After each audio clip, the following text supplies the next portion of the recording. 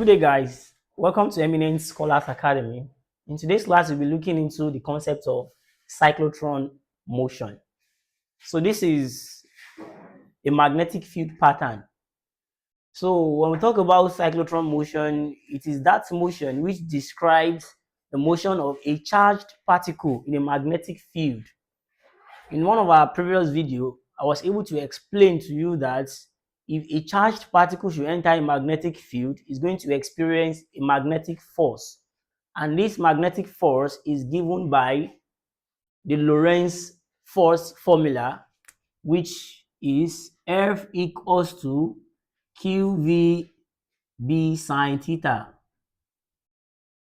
So if the charge should enter the magnetic field perpendicularly, that is, when the angle theta is 90 degrees, the charged particle is going to experience a maximum force. So the maximum force is given by QVB. Now, in today, we want to look into what happens to charged particle when it enters the magnetic field. We know that it's going to experience a force, but what will happen to it? What will that magnetic force cause the charge to do? When a charged particle, let's say an electron, suppose an electron enters this magnetic field, is going to experience a force. Now, the magnetic force that the charge will experience will cause the charged particle to move in a circular path. It will exert a force on the charge, and as it enters, it will cause it to move in a circular path, and it will continue that way. But there is a particular force that is needed to keep that body moving in the circular path. That force is what we call the centripetal force. So in this case, we have two forces. The force exerted on the charge by the magnetic field, which is what given by the Lorentz force, and the force that is needed to keep the charge moving in the circular path. That is the centripetal force. So these two forces balance each other. That is, the centripetal force is balanced by the what? Magnetic force. So what do we want to do exactly? We want to look at derive how to obtain the momenta of elementary particles, the kinetic energies, the period of the charged particle in the magnetic field. Let's go on. So centripetal force is given by what? The mass of the body times velocity squared over r. The r is the radius of the circular path, and the magnetic force from the Lorentz force law.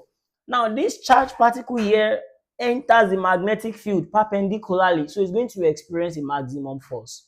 That is, the magnetic force is just QVB because the theta is 90 degrees. So when we cancel out V, we'll be left with one V here, one is out here. So we are left with what? MV over R is equals to QB. So we can get the velocity here, that is velocity V is equals to RQB over M. That is the velocity of the body. We can also get, what's it called? The momentum. Let's call this equation 1. From equation 1, this MV here, the product of mass and velocity, is for what? The formula for obtaining our linear momentum P. That is, momentum P can also be what? RQB.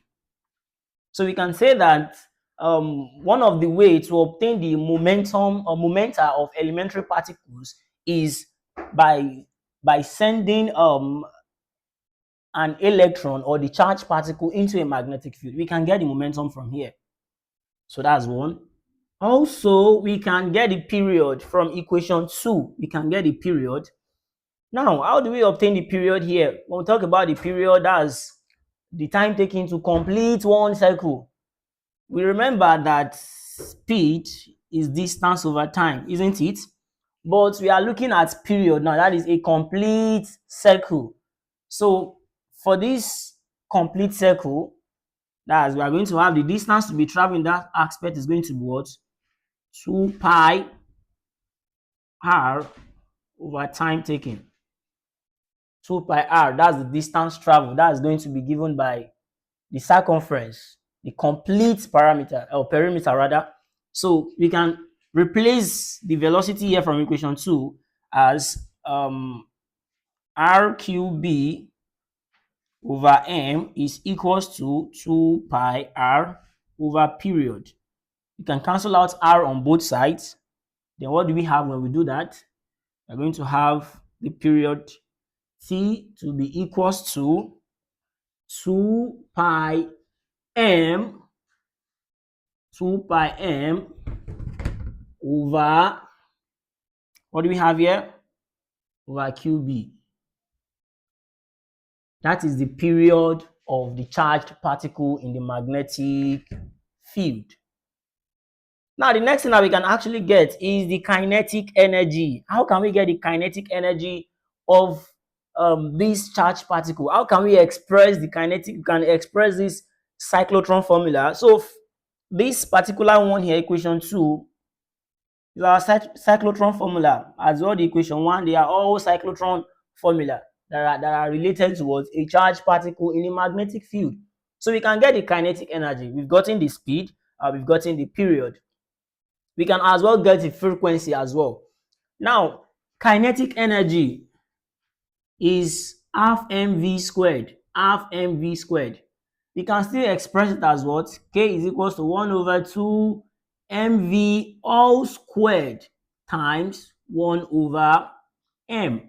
So this 1 over m is going to correct this. This is still our kinetic energy. But this mv is linear momentum. That is, kinetic energy is just what?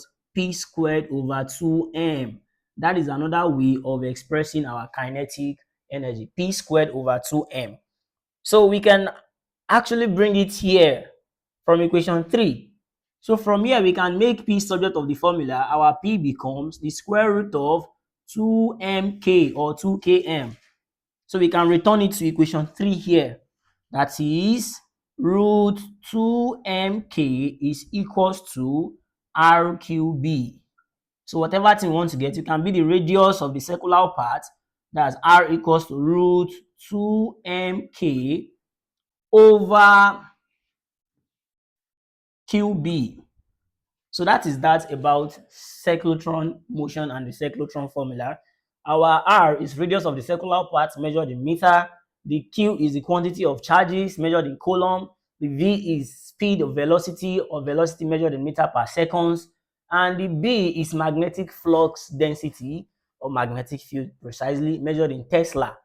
And what else? Kinetic energy measured in joules. Thank you very much for watching.